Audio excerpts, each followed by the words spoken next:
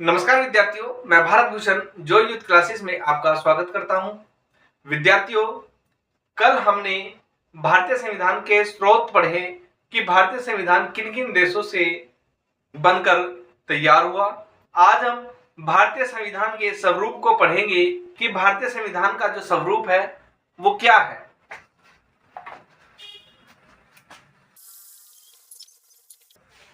तो भारतीय संविधान का स्वरूप की जब हम बात करते हैं तो भारतीय संविधान का स्वरूप दो रूप में देखने को मिलता है। नंबर एक है संघात्मक और दूसरा है एकात्मक। संघात्मक और एकात्मक ये दो प्रकार का संविधान भारतीय संविधान को कहा जाता है। तो भारतीय संविधान ना तो पूर्ण संघात्मक है और ना पूर्ण एकात्मक है। यह भारत के जो राजनीतिक रहे हैं जैसे दुर्गा प्रसाद बसु, उन्होंने कहा है कि भारत का संविधान ना तो संघात्मक है और ना ही एकात्मक है, बल्कि दोनों का मिश्रण है।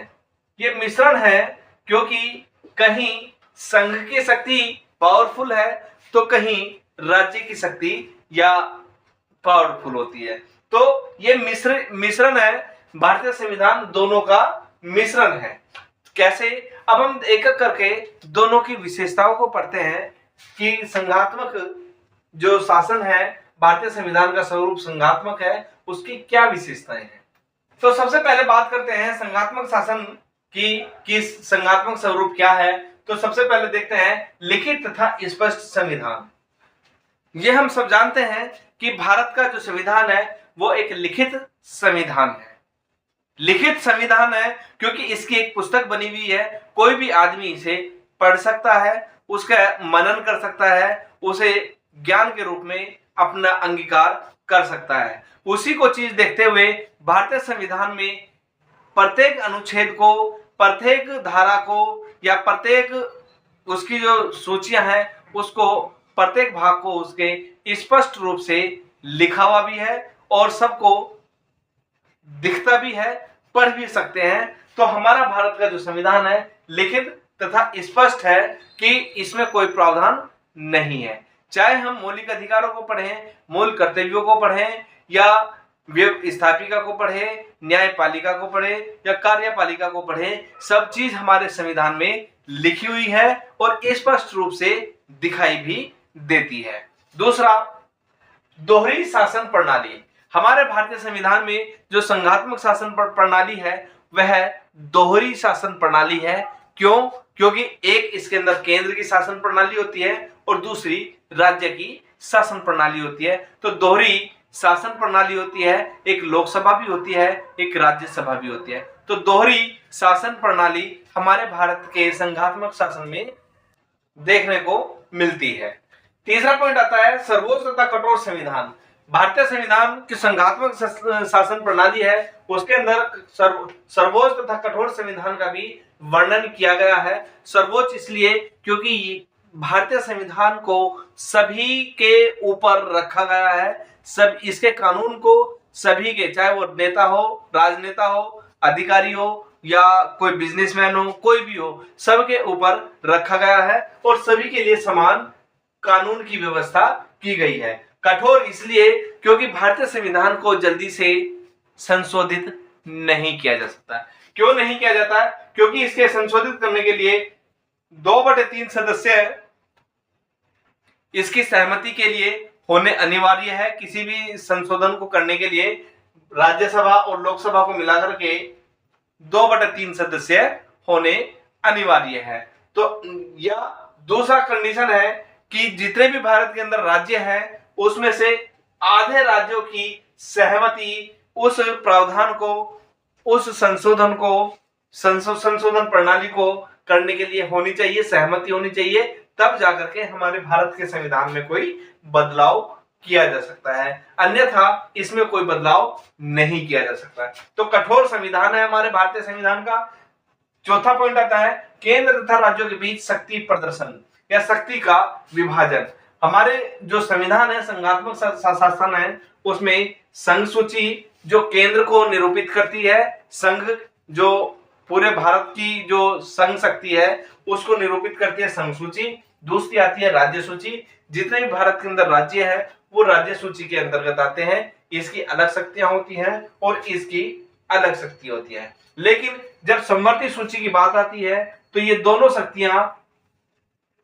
शक्ति संघ सूची और राज्य सूची जो है केंद्र की सरकार, केंद्र की शक्ति और राज्य की शक्ति दोनों एक हो जाती है और समवर्ती सूची का ये निर्माण करती है, समवर्ती सूची को इंडिकेट करती है।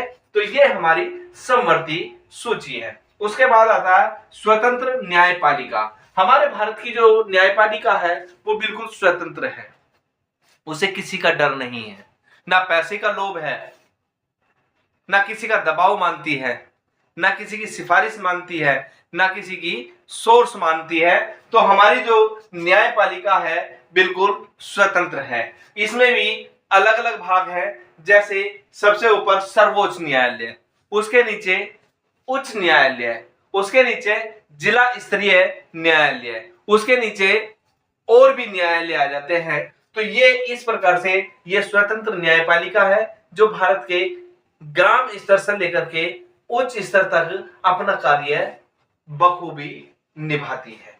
तो ये भारत की संघात्मक शासन प्रणाली की विशेषताएं थी। उसके बाद देखते हैं एकात्मक शासन प्रणाली की विशेषताएं क्या है।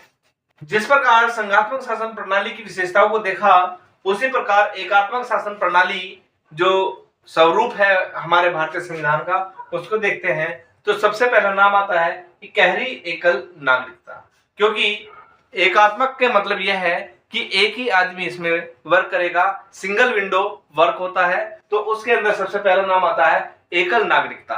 तो हमारे भारतीय संविधान में एकल नागरिकता का वर्णन किया गया है।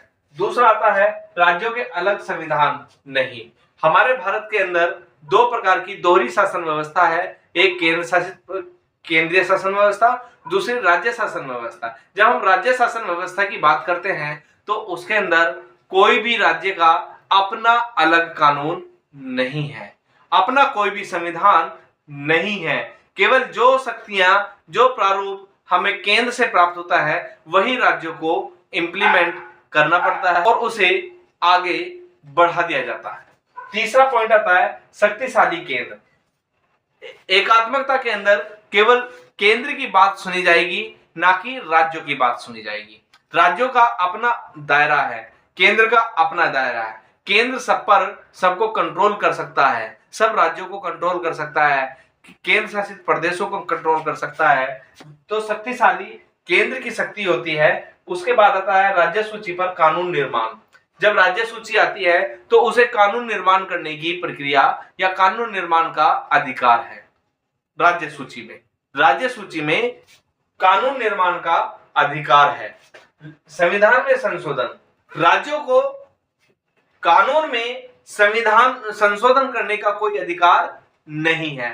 ये केवल केंद्र के हाथ में है, एकात्मक है, एक तरफा है, सिंगल विंडो है। इसीलिए संविधान में संशोधन की प्रक्रिया राज्यों के हाथ से बाहर की बात है। उसी प्रकार सीमाओं में परिवर्तन, कोई भी राज्य सरकार अपने राज्य की सीमा को ना तो घटा सकता है और ना ही बढ़ा सकता है। यह शक्ति भी केंद्र के हाथ में ही निहित है। केंद्र जो लोकतंत्र को चला रहा है, केंद्र चला रहा है, तो उसके अंदर यह शक्ति होती है, वो उसके सीमाओं को, किसी भी राज्य की सीमाओं को घटा भी सकता है, बढ़ा भी सकता है, उसका नाम परिवर्तन कर सकता है। तो ये सब चीजें केवल केंद्र के हाथ में है, सिंगल विंडो के हाथ में है। सेना भेजना, राज्यों के अंदर जब सरकारें गिर जाती हैं, राष्ट्रपति शासन लगता है, तो केंद्र उन राज्यों में अपनी सेना भेज करके व्यवस्था को बनाता है। या कहीं आपातकाल लगता है, 3 प्रकार के आपातकाल हैं, जिसमें वित्तीय आपातकाल 360 के अंतर्गत, आंतरिक आपातकाल जो देश के अंदर आपातकाल लगता है 356 के अंतर्गत, और जो पूरे भारत की सीमाओं के अंदर लगता है वो 352। तो वह सब चीजें सेना भेजने का कार्य संघ करता है, केंद्र करता है। राज्यपाल का पद, जो राज्यपाल का पद है वो भी एकात्मक संविधान का स्वरूप के अंतर्गत ही आता है। क्यों? क्योंकि जो राज्यपाल का पद है उसे भी केंद्र के द्वारा राष्ट्रपति मनोनीत करता है कि इस व्यक्ति को प्रत्येक उस राज्य में राज्यपाल बनाया जाए।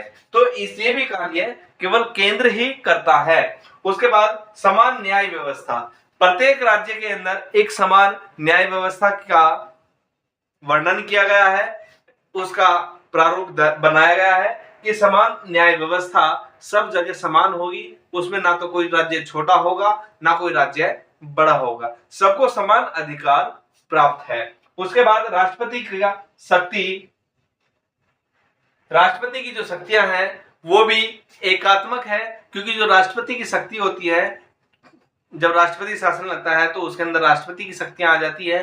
तो राष्ट्रपति की शक्ति भी उसके अंदर राज्यपाल, उसका मुख्यमंत्री, कोई भी हो, सब शिथिल हो जाते हैं, सब एक तरफ हो जाते हैं और राष्ट्रपति की शक्तियों को ही सर्वे सर्वा माना जाता है। इसी के साथ अंतर्राष्ट्रीय मामलों को अगर देखता है तो उसमें राज्य सरकार कोई भी हस्तक्षेप नहीं करेगी, केवल करेगी तो केंद्र सरकार करेगी। तो ये अंतर्राष्ट्रीय मामले भी केवल सिंगल विंडो का वर्क है, केवल केंद्र सरकार का ही, संघ सरकार का, संघात्मक सरकार का ही वर्क है, एकात्मक इसमें कुछ नहीं हो सकता।